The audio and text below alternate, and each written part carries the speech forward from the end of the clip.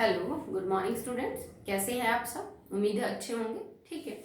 और पढ़ाई का काम सही ढंग से कर रहे होंगे। वैसे मुझे लगता है कि ज़्यादातर बच्चे अच्छा काम कर रहे हैं, बट जो भी अभी किसी भी वजह से अपने काम में पीछे हैं, प्लीज़ जल्दी से जल्दी अपनी नोटबुक वगैरह सब कंप्लीट करिए और वीडियोस देखा करिए बेटा। अगर बुक में से ही लिख के सब कुछ हो जाएगा तो बुक तो हमेशा ही आपके पास होती हैं, सो टीचर की क्या ज़रूरत है। ठीक है, तो आप वीडियो देख के देन अपने नोट्स बनाइए बुक में से। ठीक है, तो हमारा टॉपिक चल रहा है सेकंड चैप्टर के अंदर, that is separating components of a mixture. और उसमें मैं आपको 3 या 4 टेक्निक्स बता चुकी हूँ कि इस टाइप का मिक्सचर हो तो उसको कैसे सेपरेट करेंगे।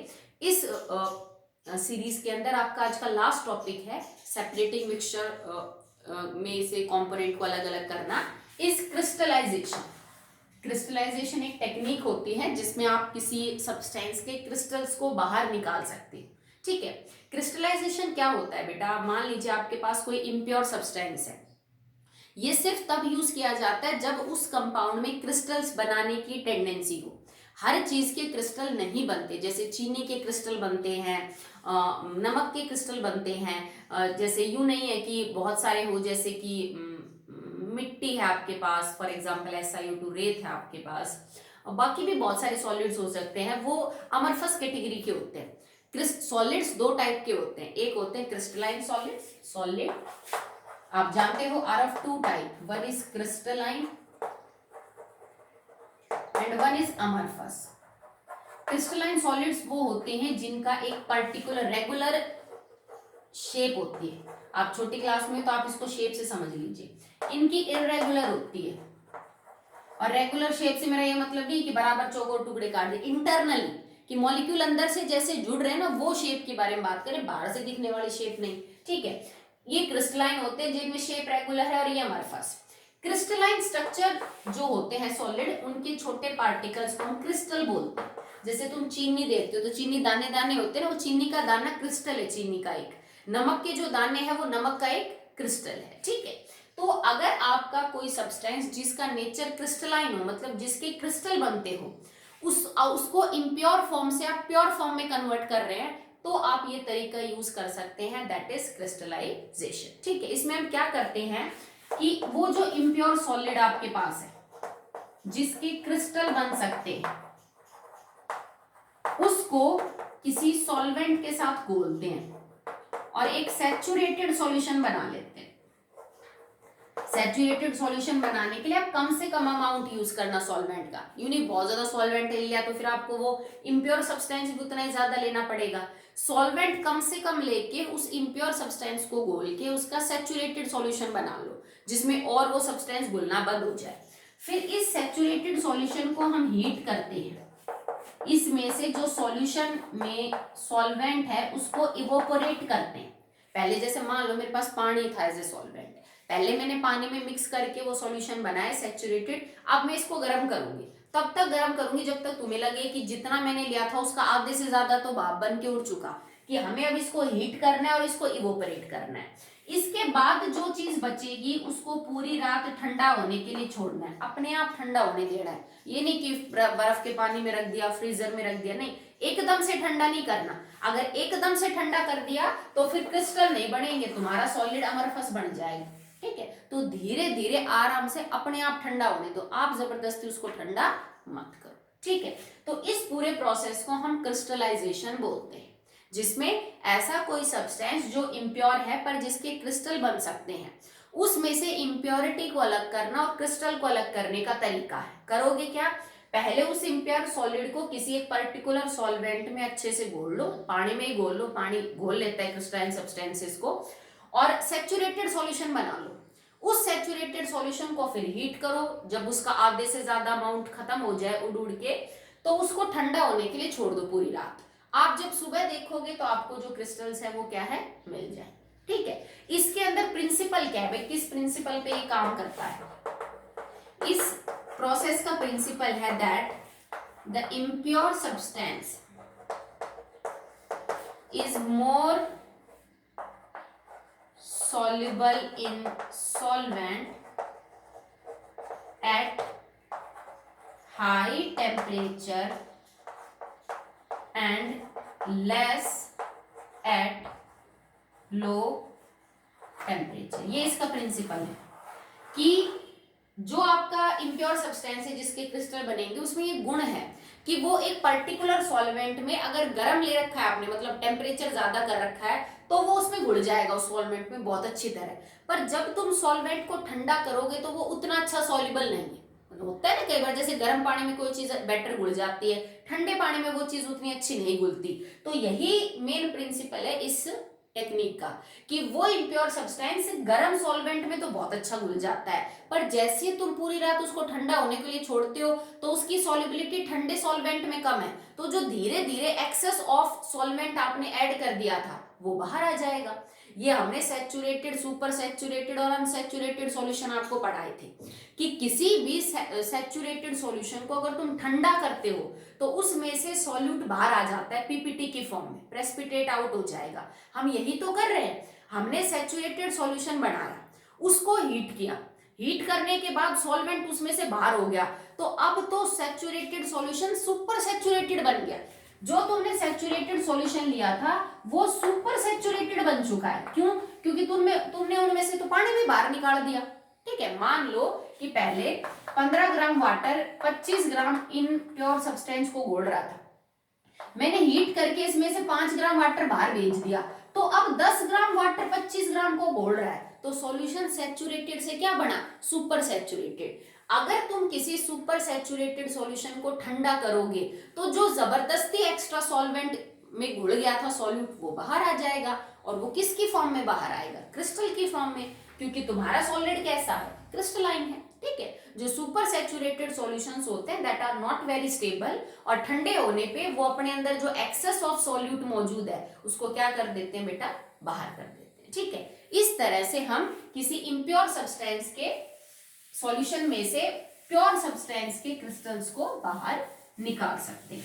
अब एक एक्टिविटी के थ्रू इसको समझते हैं। जैसे मान लो आपके पास इम्प्योर कॉपर सल्फेट के क्रिस्टल्स हैं, दिस इज कॉपर सल्फेट, पर ये इम्प्योर है, इसमें कुछ इम्प्योरिटीज मिली हुई, प्योर नहीं है। आप क्या करोगे? आपने एक ट्राइपॉड स्टैंड लिया, उस पे वायर गॉज लगाई, उस पे एक बीकर रखा, जिस बीकर के अंदर आपने पानी भर रखा है, मतलब मैं इसको सीधा गर्म नहीं करूंगी। ठीक है, क्रिस्टलाइजेशन में अगर आप डायरेक्ट हीट करोगे तो उसके क्रिस्टल्स डिकम्पोज हो सकते हैं। तो मैं पहले पानी को गर्म करूंगी, पानी की गर्मी से जो भाप बनेगी उस भाप पे गर्म करूंगी मैं अपने कॉपर सल्फेट को। इस बीकर के ऊपर मैंने एक चाइना डिश रखी और उसमें इम्प्योर कॉपर सल्फेट है, इम्प्योर कॉपर सल्फेट। ठीक है, नीचे से बर्नर को ऑन किया, पानी गर्म होगा, भाप बनेगी, भाप की गर्मी से ये कॉपर सल्फेट आपका गर्म होगा। यहाँ मैंने इम्प्योर कॉपर सल्फेट में पानी ऐड किया है एज ए सॉल्वेंट, और पानी कम से कम लिया है ताकि सॉल्यूशन सैचुरेटेड बने। सॉल्यूशन सैचुरेट बना लिया, जब और कॉपर सल्फेट घुलना बंद हो गया तब तक उसको घोलते रहे। पर इसमें इम्प्योरिटी भी है, कॉपर सल्फेट भी और पानी भी है। ठीक है, जब तुम इसको गर्म करोगे तो धीरे धीरे इसमें से पानी भाप बन के उड़ेगा, मतलब धीरे धीरे आपका सॉल्वेंट का अमाउंट कम कम कम कम और कम होता जाएगा। मान लो पहले कॉपर सल्फेट, पानी और सबका जो सॉल्यूशन का लेवल है वो इतना है, जब तुम्हें लगे कि भाप बन के पानी उड़ने के बाद चीज बस आधी रह गई है, भाई आधे से भी कम लेवल रह गया, अब आप इस चीज को यहाँ से उतार लो। ठीक है, मतलब इसको चाइना डिश को यहाँ से प्लग से पकड़ के और निकाल लो, और एक नॉर्मल पानी का जो बीकर है, नॉर्मली रूम टेम्परेचर पे जो पानी है, उस पानी से बीकर को ऊपर तक भर दो और उसके ऊपर ही चाइना डिश को टिका दो, और पूरी रात बिना हिलाए डुलाए ऐसे कैसे आप इसको रहने दो। ठंडे पानी में नहीं रखना, फ्रीजर में कुछ नहीं रखना, नॉर्मल पानी के अंदर आप रखो और इसको आप फिर छोड़ दो एज इट इज। होगा क्या? धीरे धीरे आपका ये जो सॉल्यूशन है ये ठंडा होगा। जब सॉल्यूशन ठंडा होगा तो हो सकता है थोड़ा बहुत लिक्विड आपको ऊपर मिल जाए, उस लिक्विड को आप बाहर निकाल दो। सुबह जब देखोगे तो जो थोड़ा लिक्विड मिल रहा है उसको बाहर निकाल दो, टेढ़ा करके आराम से निकाल दो। नीचे तुम्हें सॉलिड फॉर्म में क्रिस्टल्स जमा हुए मिलेंगे। ठीक है, नीचे तुम जब देखोगे ना तो तुम्हें क्रिस्टल्स चिपके हुए मिलेंगे। ठीक है, आप वहां से कुरच के और इन क्रिस्टल्स को बाहर निकाल दो, पानी से अच्छे से धो लो और उनको सुखा लो, तो आपको इम्प्योर चीज में से प्योर चीज जो है वो मिल गई। कुछ इम्प्योरिटीज हो सकता है मदर लिकर, ये जो लिक्विड तुमने बाहर निकाला इसको मदर लिकर बोलते हैं, इसमें हो सकती है।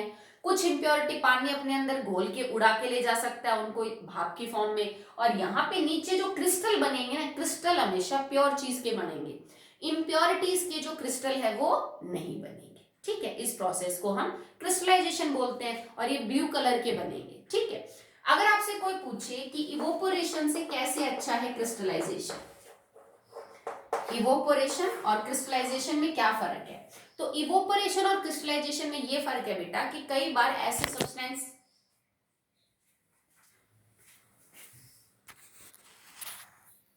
सब्सटेंसेस है बेटा वो डायरेक्ट हीट करने पे डिकम्पोज हो जाते हैं, डिकम्पोज। और इवोपरेशन में तो हम सीधा हीट करते सब्सटेंस को तो डिकम्पोज हो सकते हैं, टूट सकते हैं। तो इस वजह से हम इवोपरेशन से बेटर क्रिस्टलाइजेशन को मानते हैं। फिल्ट्रेशन से भी अच्छा है क्रिस्टलाइजेशन, क्योंकि फिल्ट्रेशन में भी कई बार वाटर सॉल्युबल इंप्योरिटीज अगर हैं तो वो आपके सब्सटेंस के साथ नीचे छण के आ सकती है, फिर इंप्योरिटीज अलग नहीं हो पाएंगी। ओके, कई बार क्या होता है कि आपने पूरी रात रखा इस चाइना डिश को, फिर भी आपके क्रिस्टल नहीं बने। ठीक है, तो उस सिचुएशन को अवॉइड करने के लिए अगर आपको रख रहा है कि आपने पूरे रात दिन रखा, 12 घंटे 24 घंटे आपने रखा, पर फिर भी जो आपके क्रिस्टल्स हैं वो नहीं बन रहे हैं, ठीक है, तो उसका जो कारण है वो ये हो सकता है कि आपका ये जो सुपर सैचुरेटेड सॉल्यूशन बना है ना, ये अमरफस कैटेगरी के अंदर कन्वर्ट होने लगा है। तो आप एक काम करो, आपको कॉपर सल्फेट के प्योर क्रिस्टल बनाने हैं ना, तो इसमें थोड़ा सा बाहर से प्योर कॉपर सल्फेट डाल दो। बाहर से प्योर कॉपर सल्फेट डालने से अंदर इम्प्योर कॉपर में से प्योर कॉपर सल्फेट बनने के चांसेस बढ़ जाते हैं, और इस प्रोसेस को हम सीडिंग बोलते हैं। This process is known as seeding. कि अगर आपको लगे कि 10, 12, 24 घंटे के बाद भी क्रिस्टल नहीं बन रहे, तो आप ऊपर से थोड़ा प्योर कॉपर सल्फेट के क्रिस्टल डाल दो। उनको डालते ही अंदर क्रिस्टल बनने का जो प्रोसेस है वो क्या हो जाता है बेटा, फास्ट हो जाता है, और फिर आपके क्रिस्टल बन जाएंगे। ठीक है, इस प्रोसेस को हम क्या बोलते हैं, सीडिंग, या फिर सीडिंग द क्रिस्टल भी बोलेंगे। Okay, now the application of this technique, crystallisation से हम क्या क्या चीजें जो है वो साफ कर सकते हैं। तो अभी मैंने बताया ना कि जो नमक है NaCl वो क्रिस्टलाइन है, तो समुद्र के पानी को आपने सुखा के क्यारियों में उससे नमक ले लिया, पर उसमें तो दुनिया भर की इंप्योरिटीज होंगी, क्योंकि समुद्र के पानी में तो क्या क्या नहीं घुल सकता।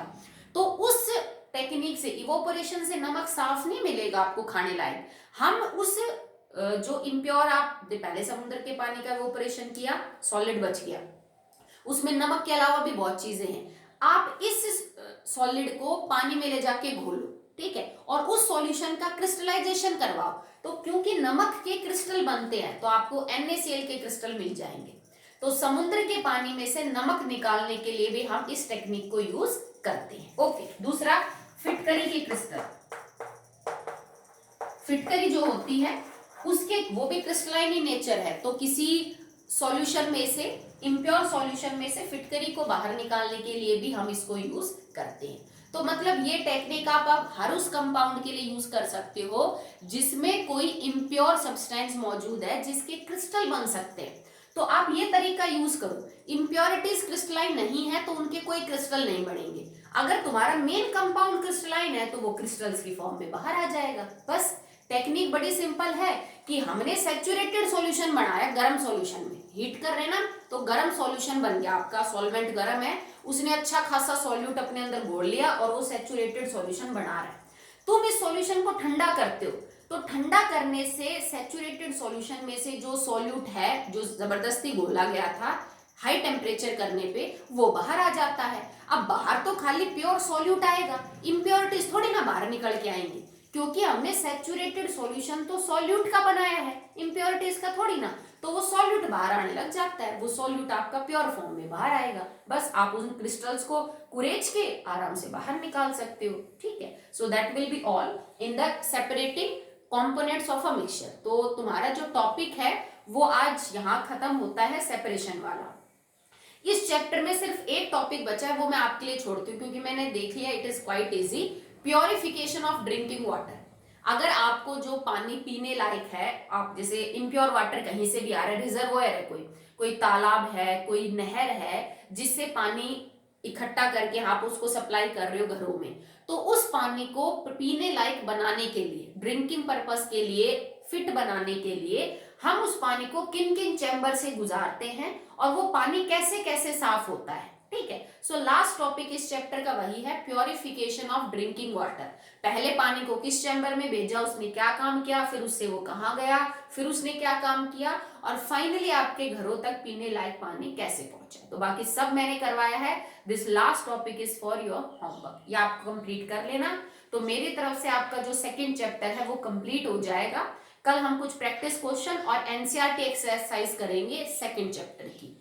एनसीईआरटी के क्वेश्चन कंप्लीट होने के बाद फिर हम अगला चैप्टर स्टार्ट करेंगे, दैट इज थर्ड चैप्टर। तो 9th में 4 ही चैप्टर हैं केमिस्ट्री के, 2 आपके हो चुके हैं, तो मतलब आप अपने 50% सिलेबस के साथ डन है फिलहाल। ठीक है, तो आज के लिए इतना ही बेटा, that's all for the day.